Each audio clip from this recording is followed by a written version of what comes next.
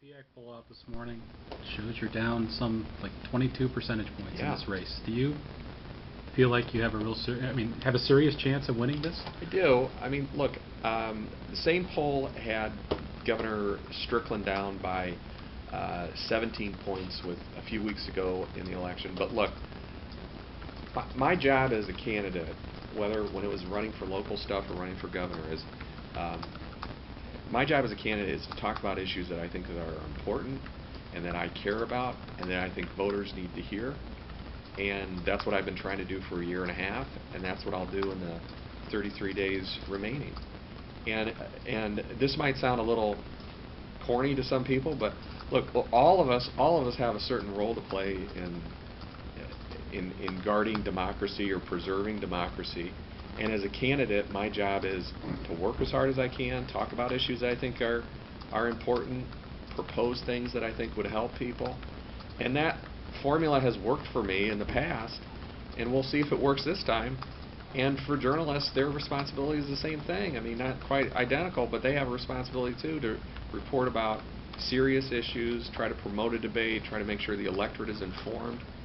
And I'm just going to keep doing that. I can tell you our campaign strategy, which doesn't really go into an endorsement process, I would assume, but our campaign strategy is almost all based on person-to-person contact. We've made almost 350,000 voter contacts in the last few weeks. We are not going to be up on television as much, nowhere close, and that's a disadvantage, and it's reflected in the polls. But I can tell you that we have a very robust grassroots campaign, and we'll just keep operating that and let the chips fall where they may. What do you think that your message has had trouble gaining traction? Money. With voters? Money. Nothing else? I mean, money would be first, second, third, and fourth. I mean, there might be things after.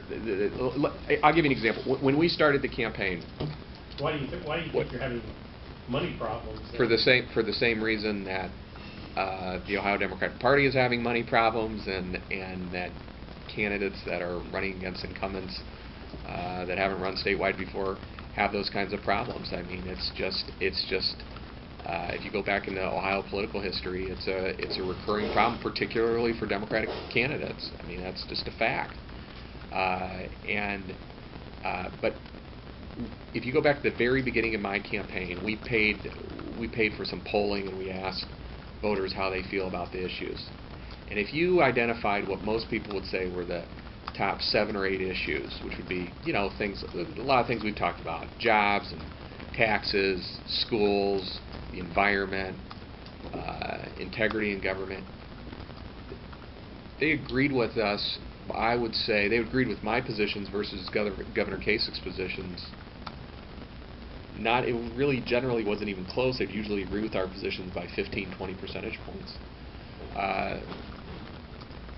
It's been very hard to, again, if we're not going to do that by free media, and there's been some media coverage of this, but there hasn't been a lot of media coverage of the race, and people don't get as much of their information from the media as they used to. They may get it from other sources, they may get it from television or the internet, but they don't get as much from traditional newspapers as the way they used to. And so it's just been a struggle for us, and we're certainly not alone in that. And you can always run a better campaign, you can always hope that you don't get criticized or you don't get attacked on anything, but that's naive. Everybody is going to get criticized, everybody's going to get attacked. But it's been hard for us to even get our name recognition up to the level that it should be. The poll that just came out this morning still showed that our name recognition was very low, and that's after having campaigned for a year and a half and done probably 100 different press events. Do you feel you have the support of the statewide Democratic Party? I know I do. Yeah. I mean, look, the Even the chairman? I do. I mean, I don't agree with everything he says, but the fact is that we're putting money into the party. It doesn't go the other way around. So one of the questions we've been asked, just like on a political level, is, well, has the Democratic Party not been giving financial support to you? that, you know, and I wouldn't expect everybody in this room to know the mechanics of the way state parties work in this state versus campaigns. But the state party does not subsidize the individual state candidates. It doesn't work that way. At least it hasn't in recent times. It doesn't work that way. So it isn't as if the chairman gets to say, well, this is where the party's vast store of money is going to go. It doesn't work that way. We've actually it's been going the other way around. We've been subsidizing some activities for the whole Democratic ticket. Now, the reason I think that's important is when you're running against an establishment that's running the state, which the Republican Party is right now, they're completely dominating state government. And that means they control a lot of the levers of power, and that means it's a lot easier for them to raise money.